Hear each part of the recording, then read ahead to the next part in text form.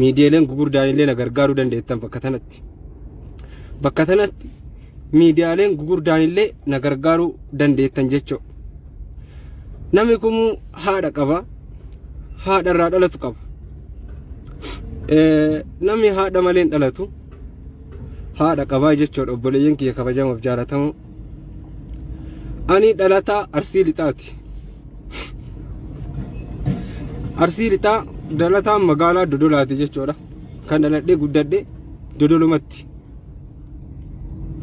Haadhaaf abbaan kiyyallee Dodolaa, gosti isaa Sinaana jechuudha. Sinaana sheedama cinaadhaa namni beeytanii Sinaana jedhama. Innaa haadhaaf abbaan kiyya daldalaa ture. Biyya Arabaa kanallee turee jira. Akkuma nama akkamii dalagataa biyya kana ture. Daldalaa ture jechuudha abbaan kiyya. Viidiyoo kana maqaa rabbiitiin sin kadhadhaa. Namni martinuu sheer godhaa na gargaara. Waan biraatiin miti sheer godhuuni na bira dhaabbachuudhaan na gargaartan jechuudha. Ani obboleessa hangafaa qaba. Waggaa lamaan irratti dhaladha. Waggaa lamaan irratti dhaladhe jechuudha. Wayituma biyya jiru san obboleessa hangafaa anaga biyyaa ba'e waggaa sadii jechuudha. Obboleessa hangafaa kiyya kawaa maraa nu godhuu danda'u, kawaa maraa nu gorsuu danda'u gaafa hiriira sanbata dhiqqa. Yaa Rabbi amma sun darbe inni gaafa hiriira sanbata dhiqqaa magaalaa akka guutuu Oromiyaatti yaamame sani kan lubbuun isaa wareegamte kan darbite ka obboleessi waggaa lama kan irratti dhaladhu jechuudha. Gubata isaatiin waa baay'ee ta'ee jira.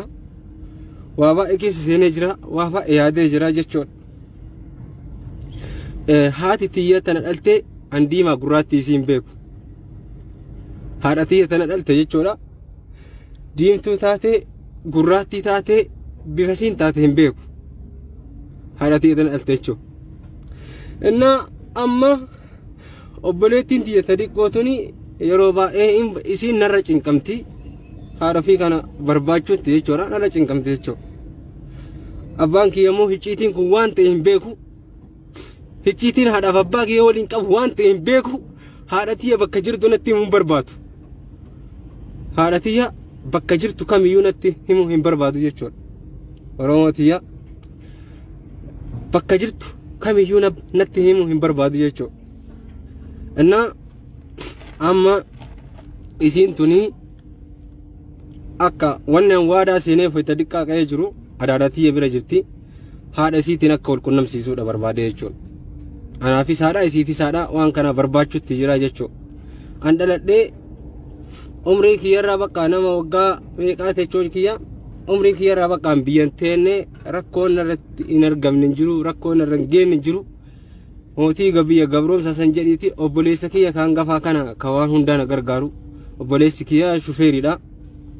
Shufeeridha diqqeenarraan shufeerii ta'e sammuu akkootti guddise shufeeridha jechuudha. Haadha tiyyallee inni ijaan hin beeka yaani sirriitti beekuu habaatu malee hin beeka. Diimaa gurraatti isii anaa fi obboleettiin tiyya xiqqootu hin beeknu jechuudha. Isii arguu feena jechuudha. Maaliif jennaan sababa haadhaatiin waa baay'ee nurra ga'ee jira. Waa baay'ee geggeessineerra jechuudha. Guyyuu hadha bilbiltee gadda obboleessa kiyyaa wayita dagadhee jedhu amma isiin bilbiltee waa'ee haadha keenyaa kana yeroo baay'ee nakkaaftan silaa mee takkaa tasgabbaa'ee dalagachuu barbaada. Biyyi kunillee gara itti ceetetti haa ceetu achi booda